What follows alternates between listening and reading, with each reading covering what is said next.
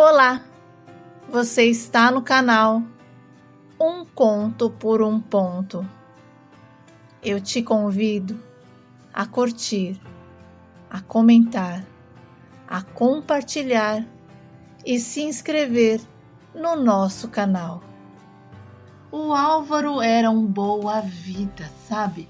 Ele era filho de um dos meus patrões e não queria compromisso com nada.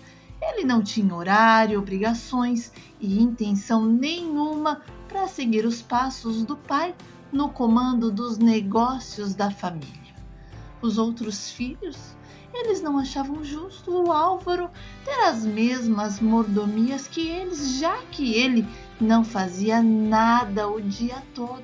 Mas a dona Carmen, a patroa, explicava aos meninos que cada um tinha a própria colheita.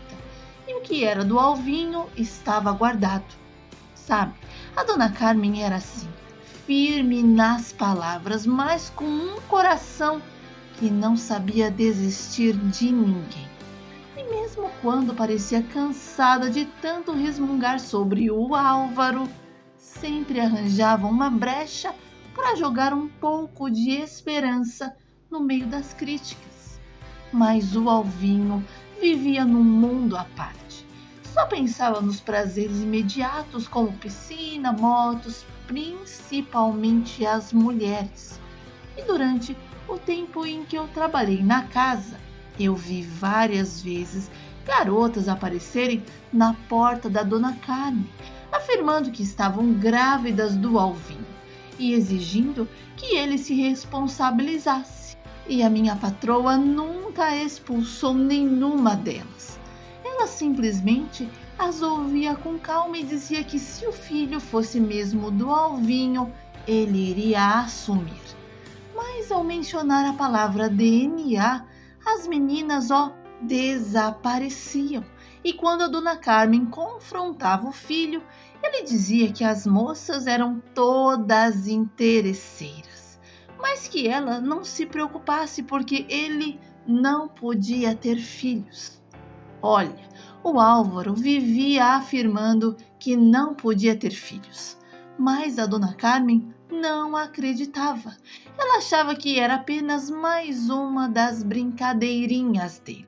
E sabe, o seu Gregório não escondia o seu descontentamento e vivia reclamando para a dona Carmen, dizendo que ela não soube educar o rapaz, que ele era, um descabeçado e que o seu comportamento era inaceitável. Um dia, sem mais nenhuma gota de paciência, ele disse para o Álvaro que um homem precisava construir as suas coisas com o próprio suor da testa. E o rapaz não aceitou e falou que ele tinha a obrigação de sustentá-lo. E falou coisas que os jovens falam sem pensar muito, sabe?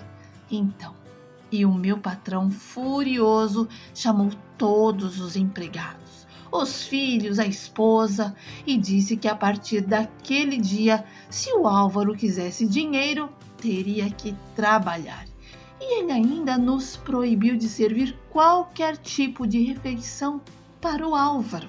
E ainda avisou que se soubesse que estávamos fazendo qualquer coisa para ele comer, estaríamos demitidos. Olha, o Álvaro não acreditou nas palavras do pai e saiu até rindo, mas a ordem tinha sido dada. E no dia seguinte, quando ele acordou quase meio-dia, não teve café da manhã e nem almoço. E ele apareceu na cozinha para pedir algo para comer. Mas com o coração partido, seguimos a ordem do patrão. E como ele era um rapaz tranquilo e muito educado, entendeu o nosso lado.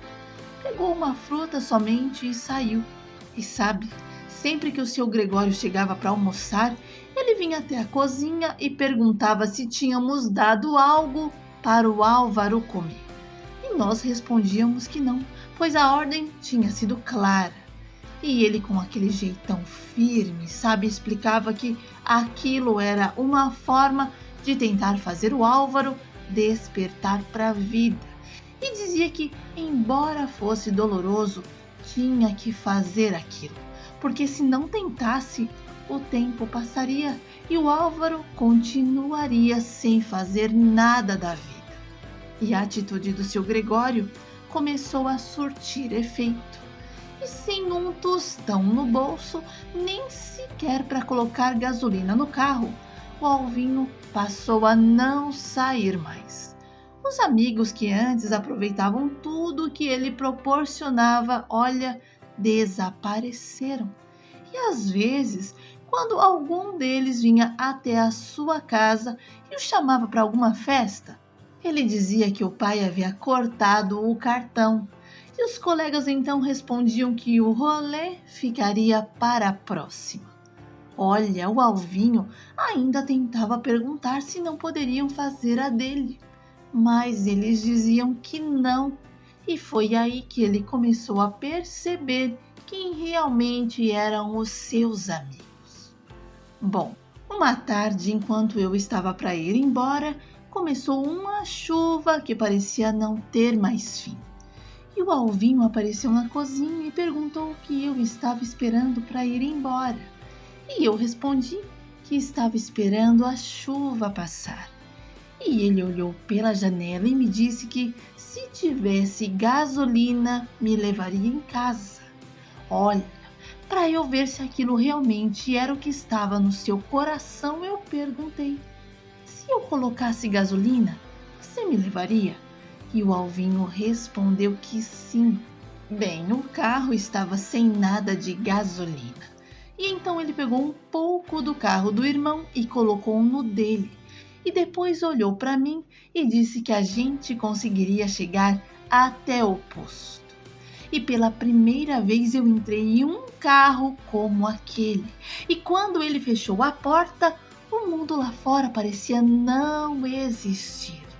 Não se ouvia um barulho e parecia que eu estava até debaixo das cobertas de tão quentinho que estava ali.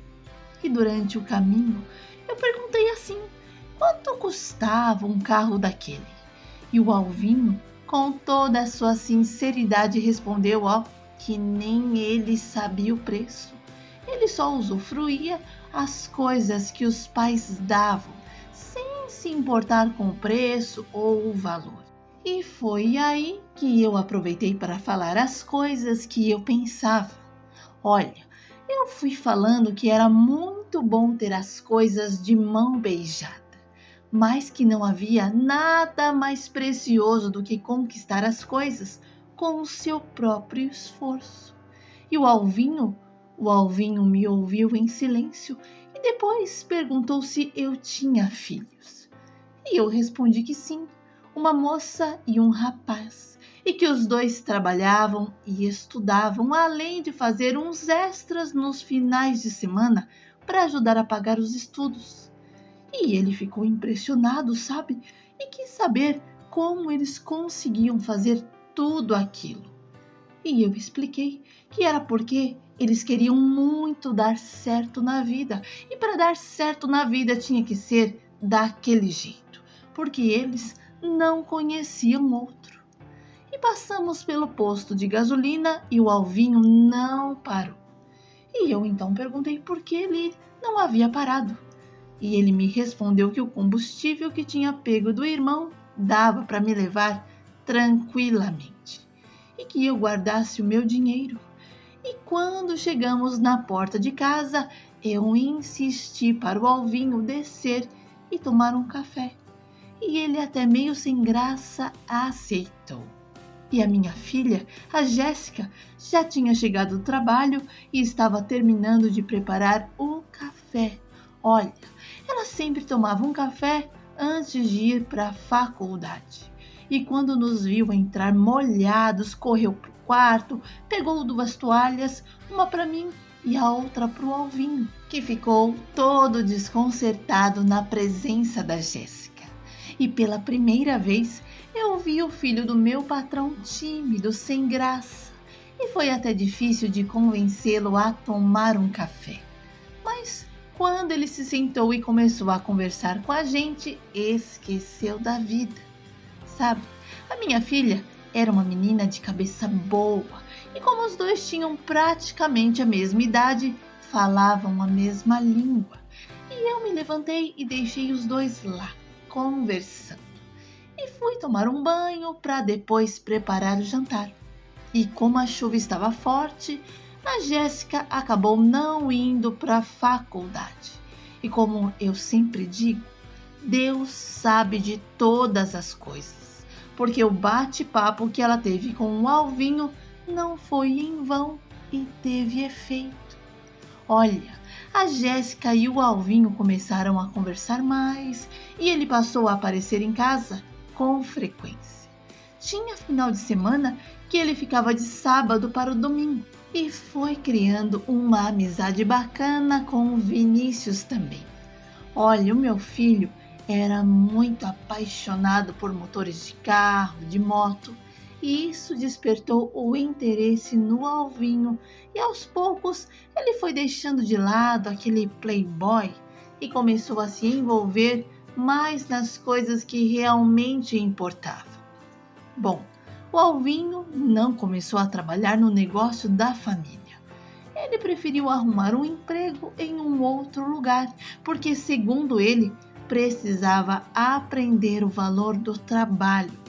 E o Vinícius então arrumou uma vaga para ele na empresa onde trabalhava. E foi aí que ele começou do zero. Olha, os meus patrões ficaram orgulhosos do novo comportamento do Alvinho. E o pai dele então vivia dizendo que quando ele quisesse, as portas da empresa estavam abertas para ele. Mas o Alvinho preferiu deixar essa oportunidade para mais tarde. Bom, o Álvaro começou a fazer faculdade e pediu a minha filha em namoro e finalmente tomou jeito na vida. E 2 anos depois, ele se casou com a Jéssica e juntos montaram uma oficina mecânica de motores com o Vinícius e se tornaram sócios. Bom, eu me aposentei e deixei de trabalhar na casa do Salles. E quando a Jéssica e o Alvinho compraram a casa deles, me convidaram para morar com eles. E para mim, aquilo foi uma grande alegria, pois assim eu poderia ficar mais perto do meu netinho que estava para chegar. Olha, o meu filho Vinícius, quando eu fui morar com a Jéssica, já estava casado com a Sabrina. E eu quero terminar esta carta dizendo que o Alvinho descobriu que a vida era feita de esforço. E hoje ele é outra pessoa bem diferente daquele rapaz sem compromisso com nada. Olha, o meu genro se tornou responsável e entendeu que no fim das contas, o homem precisa construir as suas coisas com o próprio suor da testa. E é isso que ele tem feito.